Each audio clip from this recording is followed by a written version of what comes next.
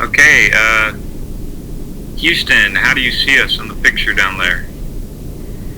Looking quite beautiful. Okay, Roger. How's the color film? That's color, alright. Okay, well, hello ladies and gentlemen watching at home. I am Command Module Pilot John Young, and you may be wondering, where am I? Well, I am in the Apollo Command Module for the Apollo 10 mission. We're about, I would say, 60,000 miles from Earth. That's my estimate. Although I'm probably off by a lot. And the name of this command module that we're in is Charlie Brown. Now, we haven't accessed, if you'll follow me over here, this is the hatch that leads into the Snoopy, which is our lunar module. Now, if we were to be landing on the moon, the Snoopy would be taking us down to the surface of the moon. But unfortunately for us, we're not. This is just a test flight to test out the lunar module, to test out Snoopy in lunar orbit. And behind the camera, you can't see him, but behind the camera is Ed. He's the lunar module pilot, and him and Tom's asleep. He's got a bit of an early sleep schedule, but him and Tom will be the ones flying the lunar module in orbit around the moon in a few days, while I orbit alone here in the command module. And we're currently just drifting. There's not much to do. As a matter of fact, this TV broadcast is the last thing for us to do today. But I'd like to just go ahead and give you guys a tour of our spacecraft here. And just explain what some parts of it do. Since there's a lot of switches, there's a lot of stuff going on in here, and it's a little hard to understand if you're not extremely familiar with the operations. So we're here, as I said earlier, we're here by the hatch, the docking tunnel, as it's known, that leads into the lunar module. We haven't accessed the lunar module yet, though. We're starting on that tomorrow, according to Tom. But for now, we are limited to only the command module. But we will be doing a future TV broadcast, and you guys will get to see what Snoopy looks like on the inside. But, Ed, go ahead and point that thing out the rendezvous window, LH. So Ed is going to point the camera through the LH, which means left hand rendezvous window. And you'll be able to see what Snoopy looks like on the outside. Now, all we can really see from here is we can see the edge of the landing gear, which is wrapped in that beautiful golden foil. You can see that the landing legs are folded into place. They haven't been deployed yet. We won't be deploying them until Tom and Ed go into there. You can see the ascent stage. That's where Tom and Ed will be when they're flying it. And that is the only part of the lunar module that will return to dock back with the command module in orbit. And the descent stage, which is the lower part where the landing gear is, that will be separated and abandoned in orbit, and it will be left to crash into the moon. So, if you point the camera back now, Ed, we can get a good shot of our commander, Tom Stafford, sleeping, sound asleep. He has no idea this is happening, or he did know that this was happening, but he probably assumed that this broadcast got canceled. And you can see Tom in his sleeping bag there. I'm sure this is somewhat of a violation of privacy, but I'm sure Tom won't mind. And so we all have our own sleeping bags. They're set up slightly higher than each other. Tom sleeps on the floor of the command module, or well, there technically is no floor in 0G, but it's what we would consider the floor. And then I sleep slightly elevated in the center of the command module, just slightly above Tom. And then Ed sleeps on the right side of the command module, slightly higher elevated than me. And from the looks of it, on the outside, it may look like the command module doesn't have much space inside of it, but it actually has got quite a lot of space once we remove the couches that we sit in during launch. However, these sleep stations that we have set up here are definitely taking up a lot of space, but if we were to clear these out, the cabin is very spacious. So this is Ed's first flight. Isn't that right, Ed? This is your only, what? A little over 1 day in 0G. And this is my third flight. I previously flew on Gemini 3 and Gemini 10. And this is Tom's second flight. He previously flew on Gemini 6A. And so we got a pretty good crew here. And Ed is very good for a rookie. I'm not trying to make fun of you, Ed, for being a rookie. We were all there once. But just, Ed, how would you describe how you felt when that S4B, which is our third stage on our Saturn rocket, shut down and we were in microgravity for the first time? How did you feel?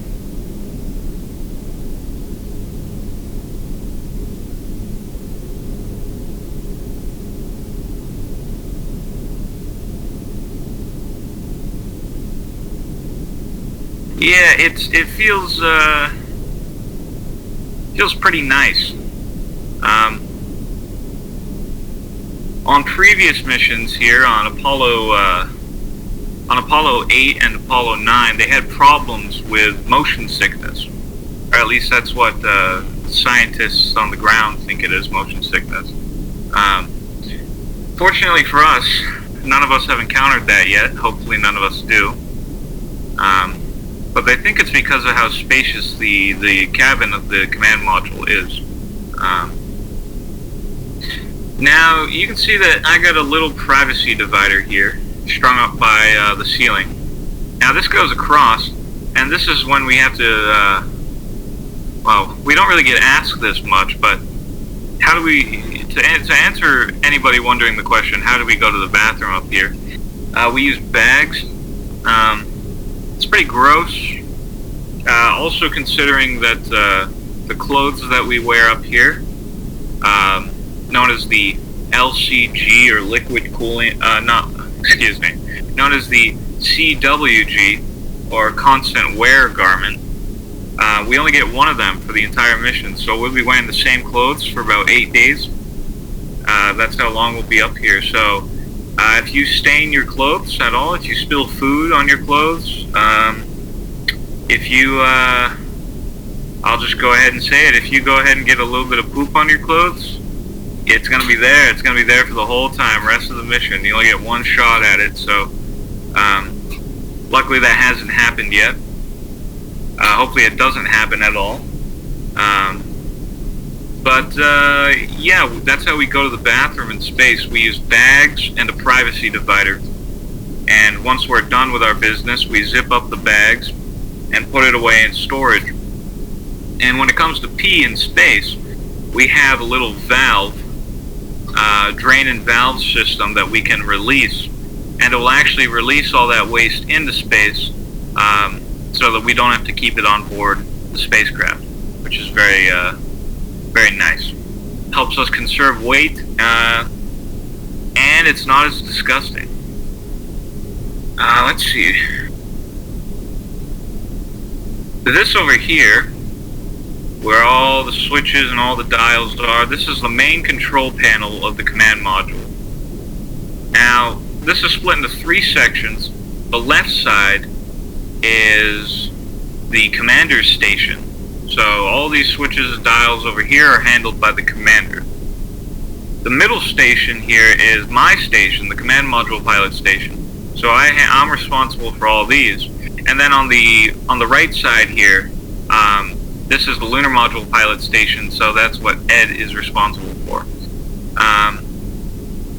And it would take far too long, and it's far too complex to explain what everything here does. But just know that it gets the job done. It helps us do what we have to do. Down here is what's called the D-Sky. It's also known as simply the AGC display. If you don't know what the AGC is, that is the Apollo guidance computer.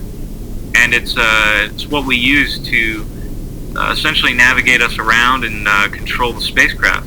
And this is how we control the computer from up here. So that is known as the D-Sky. And down here, this is my favorite spot on the spacecraft. This is, in fact, the #1 purpose of my job as command module pilot, my #1 responsibility. This here is the sextant station.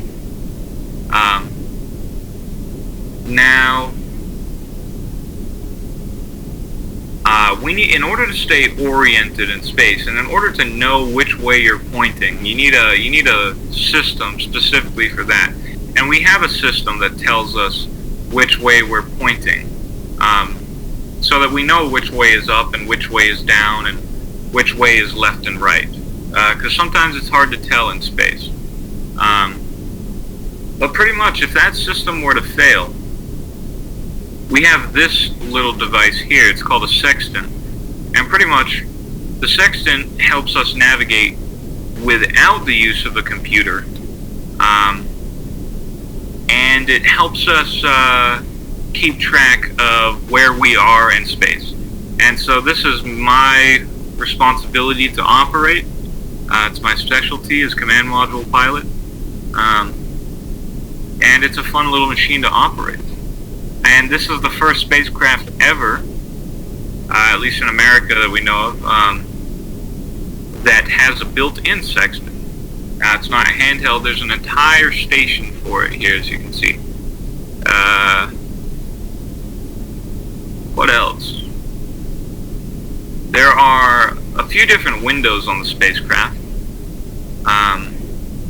Above us is the ingress hatch window. Ingress means enter, so pretty much this is the entrance hatch window. It's a little circular window, very small. Definitely the smallest window that we have on the spacecraft, but it's a cute little window. Over here by the commander's station, by Tom's station, to the left here we have the left-hand main window, or otherwise known as the LH main window. And as you can see, it's a pretty large window. That's why it's known as the main window. Gives us a good view of everything going on outside, but as you can see, there's not much going on outside right now. You can't see the Earth or Moon or anything, unfortunately, right now, as we've drifted off of that orientation. Let's see. Above the main window, which Ed already showed, is the LH, or the left-hand rendezvous window. And there's a little device in here known as the COAS, or the, well, it's kind of a complex definition, but the COAS is pretty much a site that we use, and it helps us line up with the docking port on the lunar module when we have to turn around and dock with it. So as you can tell, since the lunar module is out there and we're connected to it, we've completed that maneuver. We completed that yesterday. But the rendezvous window, at least the LH rendezvous window with the COAS device, is how we accomplish that docking. And then over here we have the RH rendezvous window near Ed's station of the spacecraft. This side doesn't have a COAS device, as it's not used for that. But this is really just to balance out the spacecraft. This window doesn't have much of a purpose except for observational purposes. But it doesn't have despite being called a rendezvous window, it doesn't actually have much of a purpose in the area of the rendezvous. It's just to give Ed a bit of a view when he's sitting in his couch there. And then, of course, to the right of Ed's station here, we have the RH main window, identical to the LH main window, but just on the right side of the spacecraft. And so it provides a very good view. And yeah, those are all the windows on the Apollo here. Besides that, we got nothing else here. So these are how we view everything going on outside. That and the sextant, and that's how we do it. So yeah. Do you have anything to add, Ed? I can't think of anything.